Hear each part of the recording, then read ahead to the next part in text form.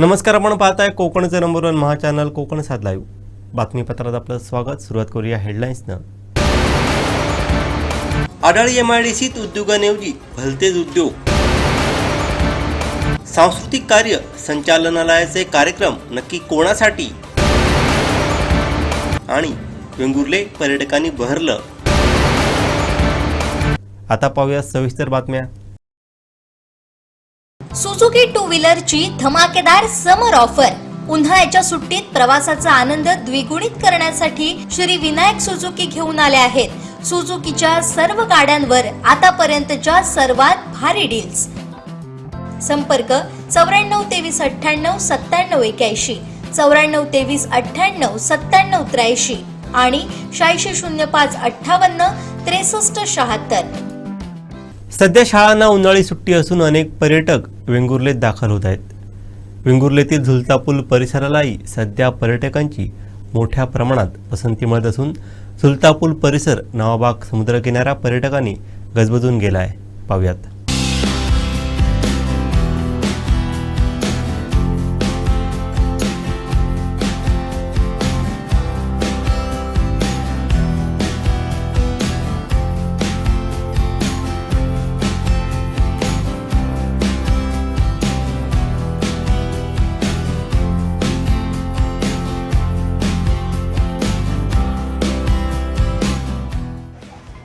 सध्या उन्हाळी सुट्टी सुरू आहे आणि मोठ्या प्रमाणात पर्यटक जे आहेत ते कोकणामध्ये दाखल होत आहेत.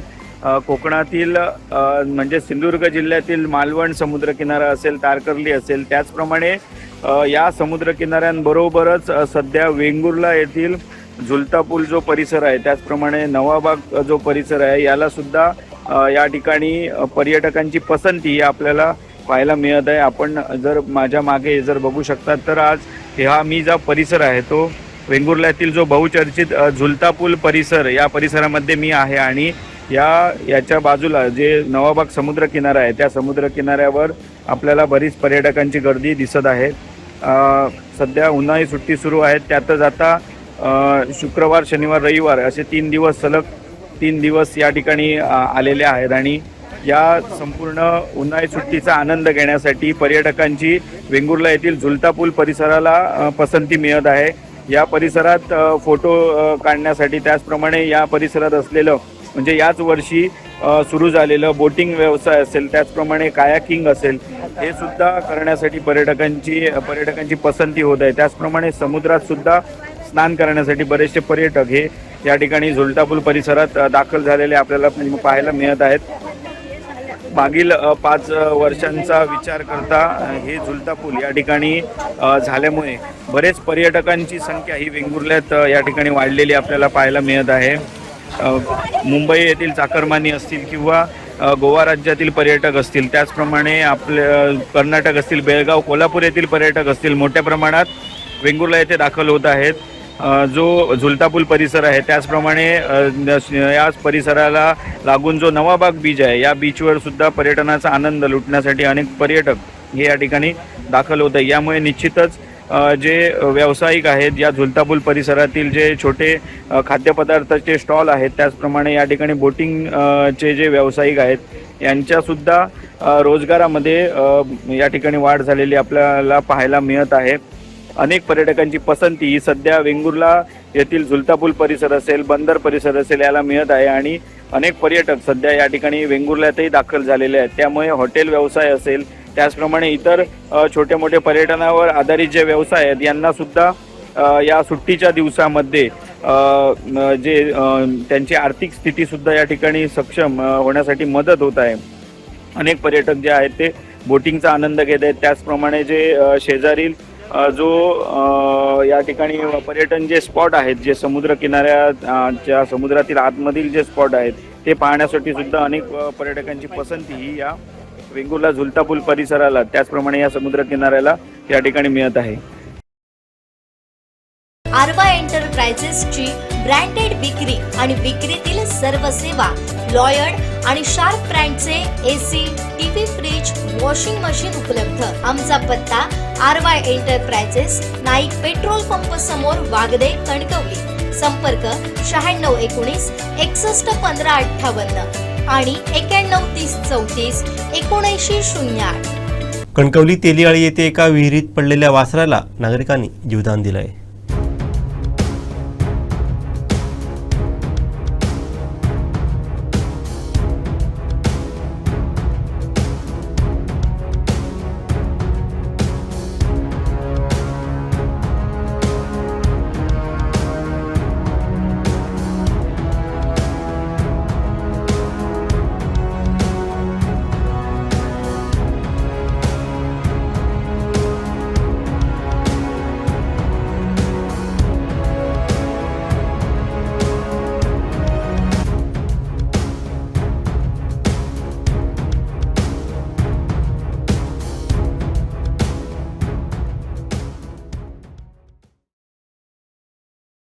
Satelkar builders and developers Kankavli railway station लगत साकारत आहे समर्थ साई रेसिडेन्सी. 6 मजली रेरा रजिस्टर इमारत. तुमच्या घराचं स्वप्न आम्ही पूर्ण करणार. साईट पत्ता समर्थनगर रेल्वे स्टेशन नजीक, तालुका कणकवली, जिल्हा सिंधुदुर्ग.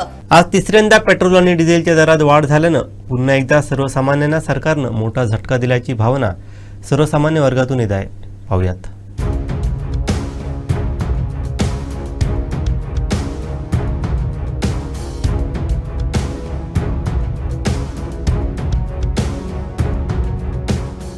पेट्रोल डिझेलचे दर आज पुन्हा तिसऱ्यांदा वाढलेले आहेत. एकंदरीत आज पुन्हा वाढले आहेत. आपण बघितलं तर 80 ते 90 पैशाने पेट्रोल आणि डिझेलचे दर वाढले. त्यामुळे मागील 10 दिवसात 5 रुपयाने पेट्रोल डिझेल वाढलेले आहे. आपण कणकवलीत आहोत. कणकवलीतील हे संपूर्ण सर्वच जे पेट्रोल पंप हे दर आता वाढलेले दिसतात. काही नागरिक देखील आहेत, पेट्रोल भरतात. एकंदरीत त्यांना विचारणार आहोत.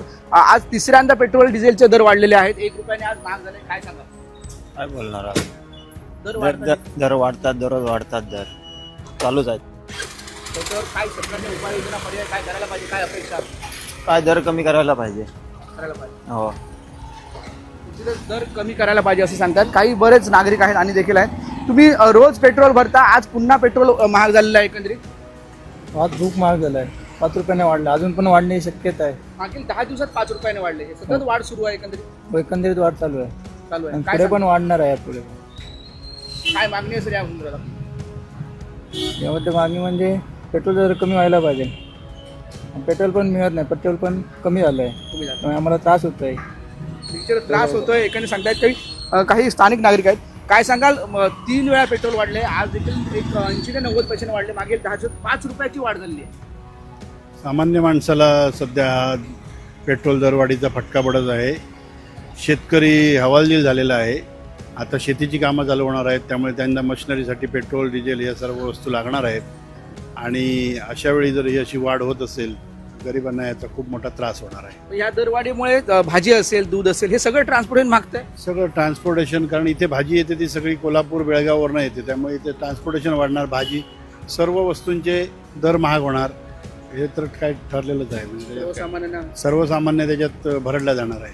निश्चितच या पेट्रोल डिझेलच्या दरवाढीमुळे सर्वसामान्य भरडलं जाणार. काय सांगाल? आज पेट्रोल डिझेल महाग झाले. गरीब लोकांना त्याला झळ बसणार आहे. गरीब लोकांना पेट्रोल डिझेल याच्यावरच सगळं उदरनिर्वाह चालू आहे. मग 2 व्हीलर किंवा 4 व्हीलर कुठे खेडेगाव जाणार, पेट्रोल वाढलं, डिझेल वाढलं तर गोरगरिबांना तो फटका बसणार आहे. आंतरराष्ट्रीय बाजारपेठेत आज हे दर घसरलेत. पेट्रोल डिझेलचे दर घसरलेले आहेत आणि फक्त आपल्या भारतातच हे दर वाढले आहेत. एक निष्क्रिय माणसं आहेत. ही संपूर्ण यंत्रणा जे कोण लोक हाताळत आहेत, पेट्रोल मंत्री असतील आणि कोण प्रधानमंत्री वगैरे, सगळे निष्क्रिय माणसं तिथे बसलेले आहेत. त्यामुळे हे मूर्खपणा चाललेला आहे. काय सांगायचं त्याच्यात? आम्ही तरी काय बोलायचं? आता पेट्रोल महाग झालं, परवडत पण नाही, तर काय बोलायचं? काय शेतकऱ्यांनी कसं जगायचं? कुठे का समजा 500 रुपये मजुरी आहे आणि रोजचं 100 रुपये पेट्रोलचा खर्च आहे, तो कसा भागणार आमचा खर्च? पोट कसं भरायचं? पेट्रोल भरायचं, गाडीशिवाय तर काय शक्य होत नाही. सध्याच्या काळात गाडी पाहिजे. आता परत गव्हर्नमेंटने इलेक्ट्रिक गाड्या काढल्यात. ह्या गाड्या काय भंगारला विकायचं काय आपण? बरोबर आहे ना? मग ह्या गाड्याचं काय करायचं? कसं जगायचं आम्ही? कसं शेतकऱ्यांनी जगायचं कसं? आणि 500 रुपये रोज कमवतो, 100 रुपये रोज पेट्रोलला घालतो, नाश्ता पाणी 50 रुपये, राहिले किती आमच्याकडे? आणि खायचं काय? पोराबाळांना द्यायचं काय? आणि आपण करायचं का? संसार चालवायचा कसा? याची गव्हर्नमेंटने दखल घ्यावी. ठीक आहे. मी सरकारला फक्त एवढं सांगू इच्छितो की पेट्रोलचे काय किंवा डिझेलचे काय दर एकदाच काय ते वाढवा. काही 10 वर्ष, पण ते किमान 10 वर्षाकरिता तरी. याचं कारण असं आहे की दर हे सारखे पैशांनी वाढत राहतात. त्याच्यामुळं माझ्यासारखा व्यावसायिक असेल किंवा अन्य काही व्यावसायिक लोकांना नेमकं बाबा सांगताना भाडं म्हणा किंवा एखाद्या वस्तूंचे दर ठरवताना ते ठरवणार कसे. त्याच्यामुळं जे काही असेल ते एकदाच ठरवा अशी माझी सरकारला विनंती आहे. शेवटी काय आहे, कुठलंही सरकार जरी आलं तरी हेच होणार आहे. आम्ही आज ह्या सरकारला नाव ठेवतो, मागचं सरकार बरं होतं असं म्हणणार, पण आता समजा ह्या सरकारनंतर दुसरं कुठलं सरकार जर आलं तर ते सरकार असंच करणार. कारण कोणी हमी देऊ शकत नाही आहे की बाबा आम्ही आल्यानंतर बाबा महागाई कमी होईल किंवा पेट्रोल डिझेलचे दर कमी करू, कारण हे शक्यच नाही आहे. पहिल्यापासून असंच चालू आहे. त्यामुळं त्याच्यात अधिक वाढ होईल पण कमीपणा होणार नाही, कमी होणार नाही. त्याच्यामुळं आहे ते बरं म्हणायचं. पण सरकारला मी एवढं सांगू इच्छितो की जे काही तुम्ही कराल ना ते एकदाच असं ठरवा, निदान पेट्रोल डिझेलचे दर की जे बाबा 10 वर्षे किमान बाबा त्या ह्याला हे पडेल, म्हणजे व्यावसायिक लोकांना म्हणा काय म्हणा दर ठरवणं सोपं जाईल. आता आजकाल काय होते, पैशाने वाढतंय. त्यामुळं आमच्यासारख्या व्यावसायिकांनी नेमके आता प्रत्येक वेळी, माझा आता ट्रान्सपोर्टचा व्यवसाय आहे, मी प्रत्येक वेळी भाडेवाल्याला काय सांगणार, अरे पेट्रोल वाढलं, कारण रोज पेट्रोल डिझेल वाढते.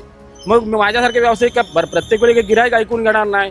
तो का म्हणणार, अरे पैशाने वाढलंय, रुपयाने वाढलं नाहीये. घाऊक समजा एक 10 रुपये 20 रुपये वाढलं तर सांगता येतात, आणि आम्ही प्रत्येकाला कन्व्हिन्स किती वेळा करणार. त्याच्यामुळं मी विनंती करतो की एकदाच काय ते दर वाढवा. मग किती 10, पण ते किमान 10 वर्षाकरता वाढवा. मग तुमचं जे काय ठरलंय ठरवा बाबा 10 वर्षामध्ये आम्ही एवढं दर वाढवून बाबा पुढे 10 वर्ष आम्हाला गरज नाही आहे याची, त्या हिशोबाने तुम्ही दर वाढवा, एवढंच सांगेन. बाकी आता काय शेवटी सगळे आपण सुज्ञ आहात आपण, त्यामुळे मी आणि बाकी काय सांगू शकत नाही.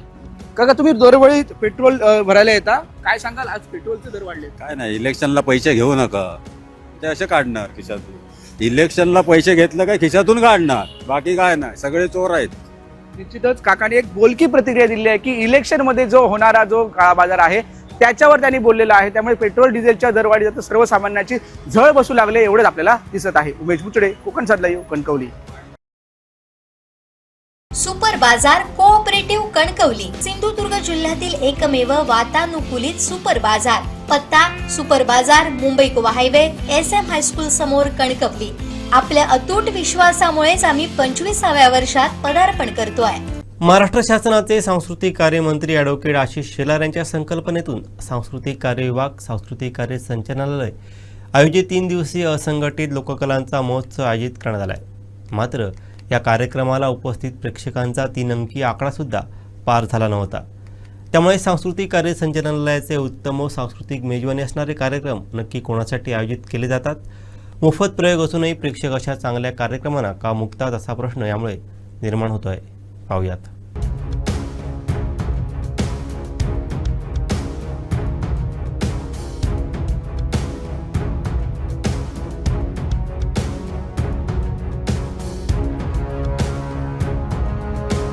येथील बॅरिस्टर नाथबाई सभागृहात सांस्कृतिक कार्य संचालनालय महाराष्ट्र राज्य यांच्याकडून 22, 23 व 24 मे या 3 दिवसांकरिता या असंघटित लोककलांचा महोत्सव आयोजित करण्यात आला आहे. त्याचं उद्घाटन मोठ्या दिमाखात संपन्न झालं. यावेळी नाट्य दिग्दर्शक, अभिनेते गणेश ठाकूर, अभिनेत्री सोनल लेले, मळवाड उपसरपंच हेमंत मराठे, सावंतवाडी तालुका पत्रकार संघाचे अध्यक्ष सचिन रेडकर, ज्येष्ठ पत्रकार अभिमन्यू लोंढे, प्राध्यापक रुपेश पाटील, विनायक गावस, प्राध्यापक डॉक्टर ND कारवेकर, आर्यन देसाई आदी उपस्थित होते.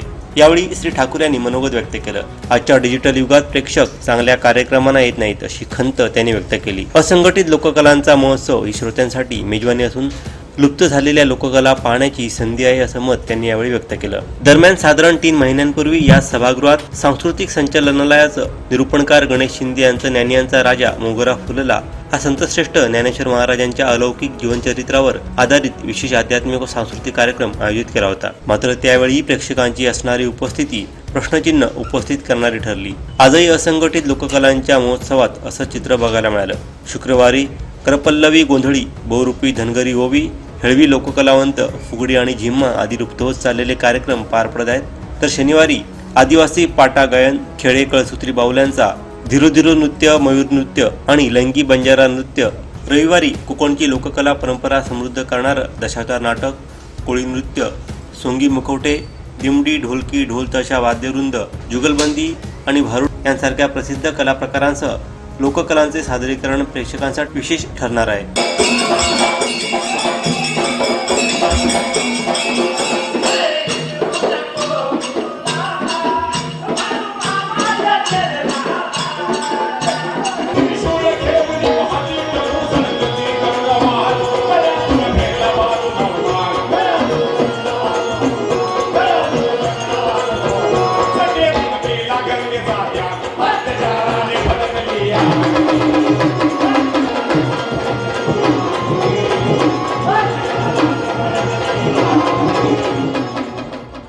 मात्र मोफत असणाऱ्या या कार्यक्रमांना प्रेक्षक का उपस्थित राहत नाही हा मोठा प्रश्न आहे. सावंतवाडी ही नाट्यकला संस्कृतीची भूमी असून येथे मोठा प्रेक्षक वर्गही आहे. सांस्कृतिक क्षेत्रात योगदान देणाऱ्या अनेक संस्था येथे कार्यरत आहेत.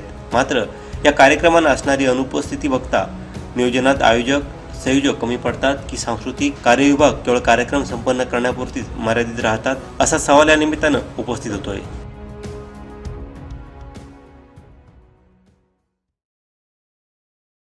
आरवा एंटरप्राइजेसची ब्रँडेड विक्री आणि विक्रीतील सर्व सेवा, लॉयड आणि शार्प ब्रँडचे AC, TV, fridge, washing machine उपलब्ध. आमचा पत्ता आरवा एंटरप्राइजेस, नाईक पेट्रोल पंप समोर, वागदे, कणकवली. संपर्क 9619 61 15 58 आणि 91 30 34 79 08.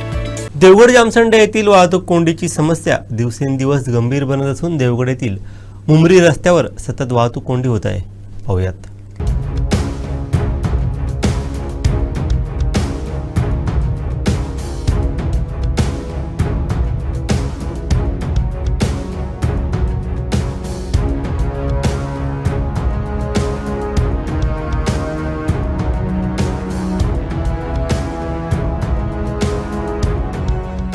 देवगड जामसंड्याचा विचार करता ट्रॅफिकच्या दृष्टीने सुद्धा फार मोठी समस्या आता शहराला भेडसावायला लागलेली आहे.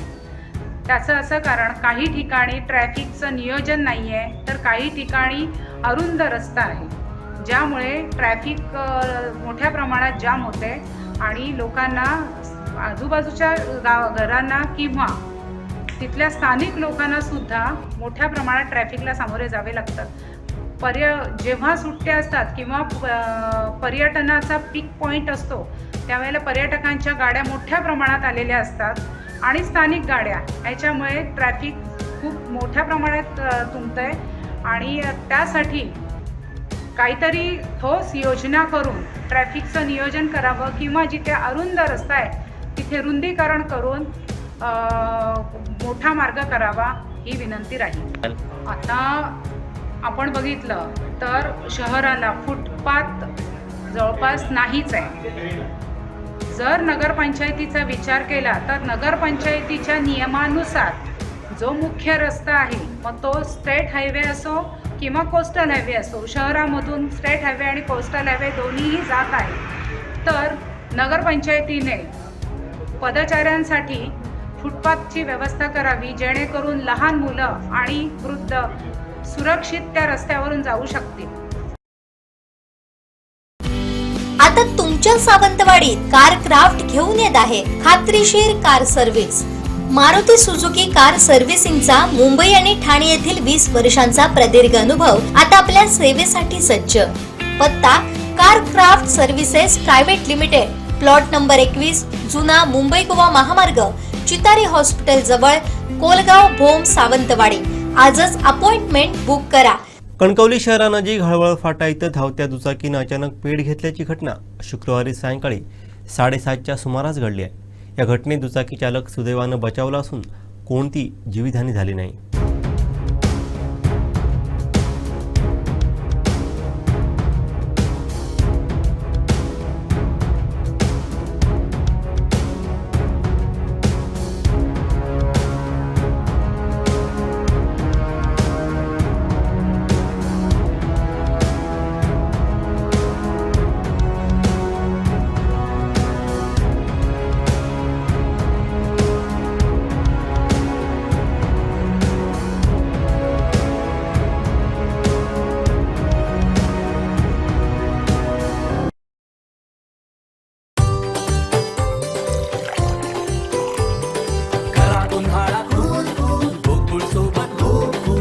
गोकुळ सोबत गोकुल.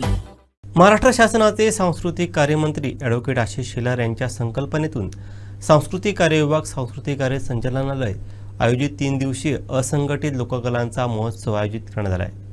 विविध लोककला सादर करण्यात येत आहेत. पाहूयात. पुण्यश्लोका देवीचा आदर्श आमच्या डोळ्यासमोर ठेवणी थाप मारणी माळ्या ढोलावरी.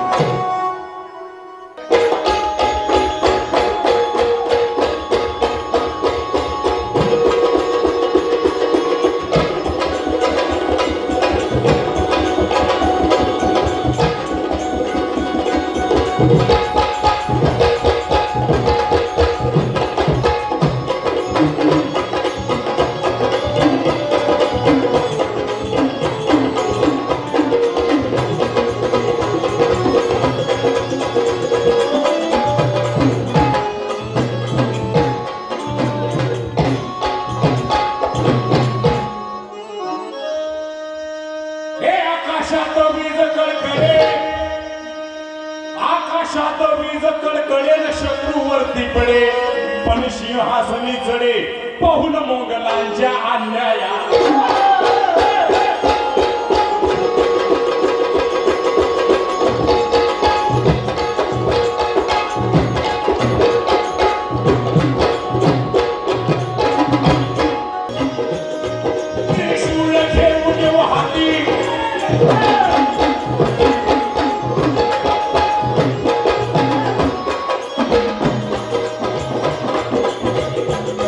त्रिशूळ घेऊन हाती डमरू जडत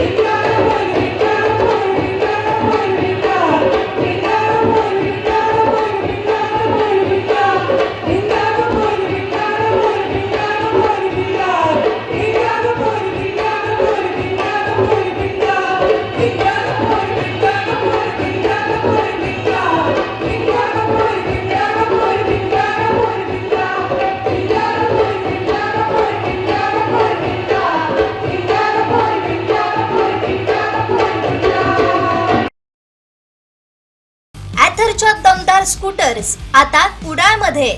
ॲथर 450 आणि ॲथर रिस्टा. आजच भेट द्या Ather showroom, Mumbai Goa highway, Kudal. Hotel spice कोकणच्या समोर. संपर्क 9730 10 64 77. आडाळी MIDCच्या माध्यमातून बेकार युवक युवतींना रोजगार मिळावा, तालुक्याचा उद्योग धंद्यातून विकास व्हावा म्हणून आडाळी MIDC उभारण्यात आली. मात्र या MIDCच्या माध्यमातून दोडामार्ग तालुक्याचा विकास झाला नाही, तर अवैध खनिजयुक्त माती उत्खनन व वाहतूक करणाऱ्यांचा विकास नक्कीच झाला आहे. आडाळी MIDCतील जमीन सपाटीकरणाच्या नावाखाली रात्रीचं खेळ करणारा पुष्पा कोण हे इथल्या महसूल यंत्रणेला व खनिकर्म विभागाला दिसत नाही की या मागचं कारण अजून काही आहे, असे अनेक प्रश्न या निमित्ताने उपस्थित होत आहेत. पाहूयात. आडाळी MIDCमध्ये उद्योगधंदे उभे राहावेत, गोवा राज्यावर अवलंबून असलेल्या इथल्या स्थानिक युवक युवतींना तालुक्यातच रोजगार मिळावा या उद्देशानं MIDC प्रकल्प उभा केला. मात्र कित्येक वर्ष हा प्रकल्प उद्योगधंद्यांपासून तुटकात पडलाय. याचा फायदा तालुक्यातील व तालुक्याबाहेरील खनिज तस्करी करणाऱ्यांना झालाय. असं म्हटलं जातंय की जे दोडामार्गच्या जमिनीत मिळतंय ते अजून कुठंच मिळत नाही. याचाच फायदा घेत अनेक तस्कर कोट्यवधी रुपये कमावून मालामाल झाले आहेत. हे सर्व करण्यासाठी प्रशासनाचा देखील शो पाहत असल्याचं बोललं जात आहे.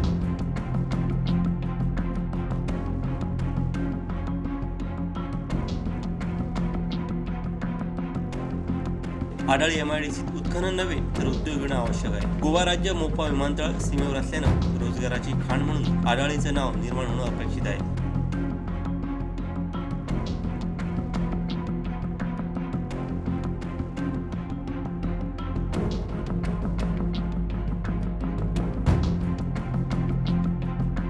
मात्र इथे सुरू असणारे हे प्रकार बघता लोकप्रतिनिधी व जिल्हा प्रशासनाकडून याची दखल घेत तात्काळ योग्य ती कारवाई होणं अपेक्षित आहे.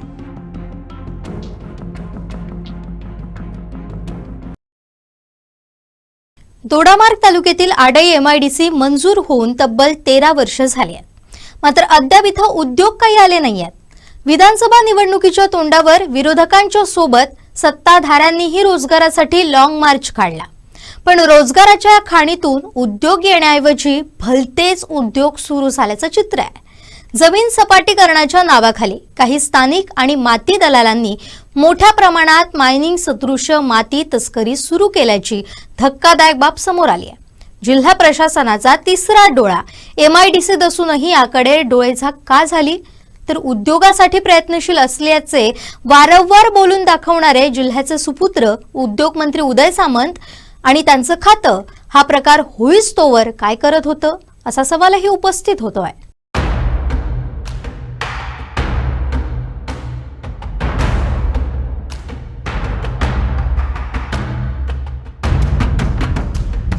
सिंधुदुर्ग जिल्ह्यात दोडामार्ग तालुक्याची स्थापना केल्यानंतर माजी मुख्यमंत्री तत्कालीन उद्योग मंत्री नारायण राणे यांनी 2013 साली आडाळी MIDC मंजूर केली. स्थानिकांना जिल्ह्यातच रोजगार मिळावा, 2 हातांना काम मिळावं या उदात्त हेतूनं त्यांनी हा निर्णय घेतला. मात्र आज त्या जागेत रोजगार निर्माण होण्याऐवजी भलताच उद्योग सुरू झालाय. जिथून व्यवसायाचे ट्रान्सपोर्ट होणं अपेक्षित होतं तिथूनच भलतीच वाहतूक होतीये. माती उत्खनन करून कोट्यवधींची तस्करी केल्याची ही चर्चा आहे. एका शेजारील गावात ही माती साठवली जातीये. मध्यरात्री डंपरच्या सहाय्यानं ती वाहतूक चालत असल्याचंही वृत्त आहे. याबाबत दोडामार्ग तहसीलदार राहुल गुरव यांना विचारणा केली असता ते म्हणाले, यापूर्वीही आम्ही संबंधित ठिकाणाचा पंचनामा केला होता.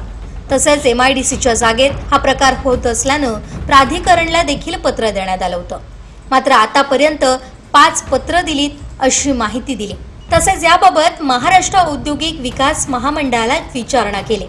प्राधिकरणच्या जमिनीतून मातीची चोरी होत असून महसूल आणि पोलीस यंत्रणेला आम्ही याची कल्पना दिली आहे. चोरीचे प्रकार बघता आमच्या भागात सुरक्षा रक्षक नेमण्यासाठी वरिष्ठांकडे पाठपुरावा केलाय अशी माहिती MIDC उपअभियंता अविनाश रेवणकर यांनी दिली.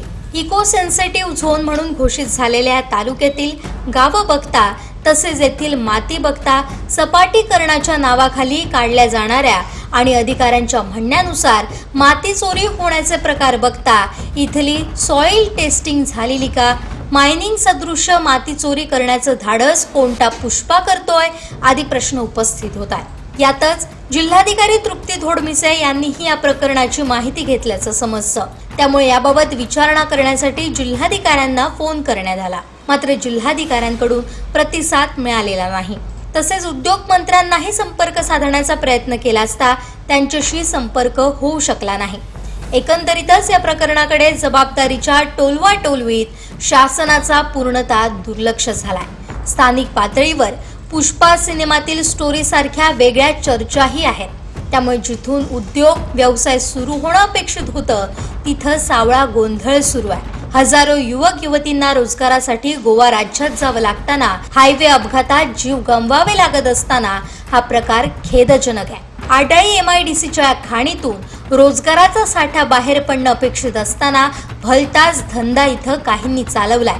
त्यामुळे या प्रकरणाची या खात्याचे प्रमुख उद्योगमंत्री उदय सामंत तसेच जिल्ह्याचे पालकमंत्री नितेश राणे यांनी गांभीर्यानं दखल घेऊन संबंधितांवर कठोर कारवाई करण्याची मागणी आता होतीये.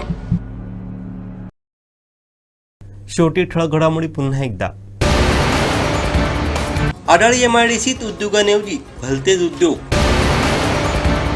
सांस्कृतिक कार्य संचालनालयाचे कार्यक्रम नक्की कोणासाठी? आणि वेंगुर्ले पर्यटकांनी बहरलं. बातमीपत्रात वेळ झाली ते थांबण्याची. पाहत राहा बदलत्या कोकणचा बुलंद आवाज. कोकणचं नंबर 1 महा चॅनल कोकण साध लाईव्ह. धन्यवाद.